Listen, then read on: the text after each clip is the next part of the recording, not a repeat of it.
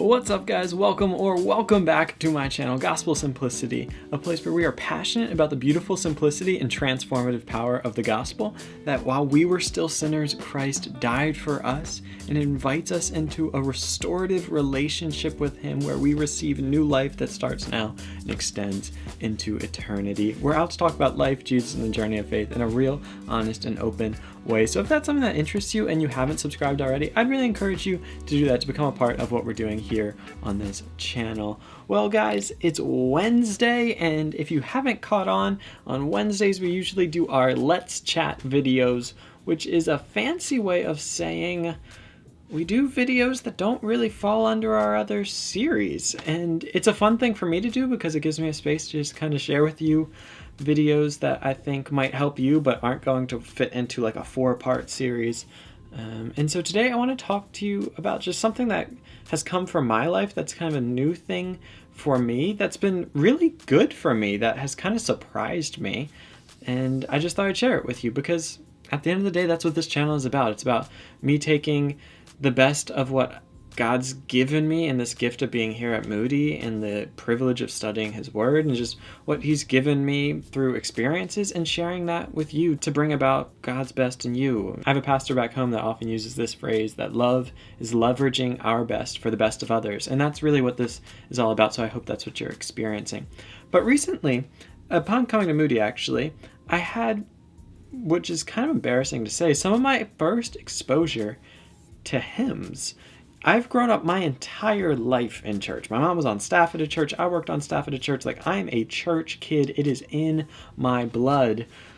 But honestly, I've never sang hymns.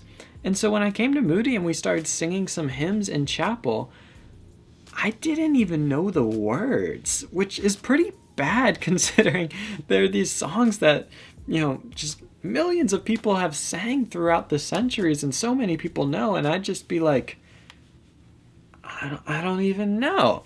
And at first, just moment of confession, when they would sing hymns, I'd be like,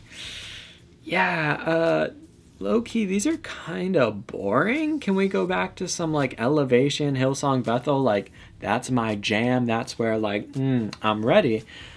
But God's really been working in my heart with that, because what I'm beginning to realize is a lot of these hymns are beautiful.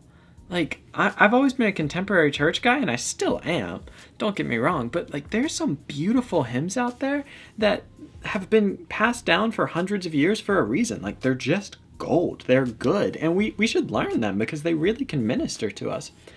But the more convicting thing that I realized is that it's really easy to fall in love with a church service, to be more in love with your way of doing church than maybe you are in love with worshiping God and in love with God Himself. If you can't worship to a different genre of music, what does that say about the posture of our heart? There's a great B.B. Warfield quote, and this is a rough paraphrase, but he says, if you fail to meet with God in the sanctuary, like if you aren't meeting with God, if you aren't experiencing God in church, he says, you can be sure it's because you failed to bring Him there with you. You see, it's not on the worship leader to perform in a certain way so that we can experience worship. I'm all for them doing their job with excellence because I think that honors God, and they should want to honor God with the talents that He's given them. But worship is really a posture of the heart. And if you can only connect with God through a Bethel song with like lush pads and just really nice bridges and stuff, like, I just want to encourage you to maybe check your heart on that and see where you're at. I'm not bashing that music. Like, it's in my ears all the time, and I love it. And I do naturally connect with it a little more because I have past experience with it, and I can pull on those experiences where I've really just connected with those songs in a special way. And there's nothing wrong with that. Whatever you grew up on is probably what's going to be your preference. But I want to encourage you to just have maybe a little shift in your mind. How can I connect with God in any song? Because at the end of the day, it's not really about the song. It's about us expressing our love to God. It's about, where is our heart at? If our heart is full of love for God, then whether it's a hymn or a contemporary song or anything in between, we should be able to resonate with that. And I would encourage you, maybe you're like me, maybe you grew up in a contemporary church and you've never really explored hymns. Give it a try. See what you think. At first, they'll probably be a little dull, but I encourage you, listen to them because they have this beautiful just depth to them. And I think there's just so much just good stuff packed in there that we don't always find in worship songs that come from more like modern bands. Not always the case, but there's just, these have been collected and passed down for hundreds of years because they were the best of the best. And so take a look at them, see if they can really speak to you in a special way. And then also, I'd encourage you to just kind of expand your horizons and realize that worshiping God isn't just about the genre of music, or even just connecting with church service isn't about how dynamic the pastor is. But as we grow in our maturity, we want to stop focusing so much on the product of the church service and remember who it is that we're worshiping, right? Like, we are not worshiping the worship leader. We are not worshiping the pastor.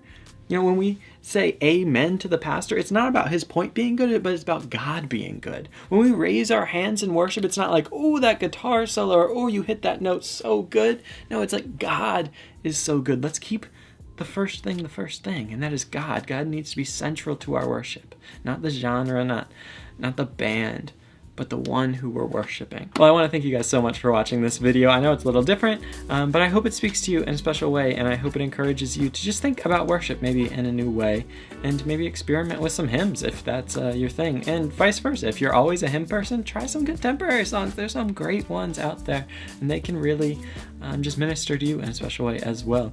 So if you enjoyed this video, I want to encourage you to click like, leave me a comment down below letting me know what you thought. If you'd be interested in hearing a hymns playlist that I've created and I've started listening to familiarize myself with hymns, let me know and I can make that available on Apple Music. It's really been great for me. And as always, if you have not subscribed already, I'd encourage you to do so to become a part of what we're doing here on this channel. One last time, I want to thank you so much for watching this. It means the world to me. I really appreciate you. And I want to encourage you to be on the lookout for more videos. And in the meantime, go out and love God and love others, because that will change the world. Peace. Love you guys so much. See you next time.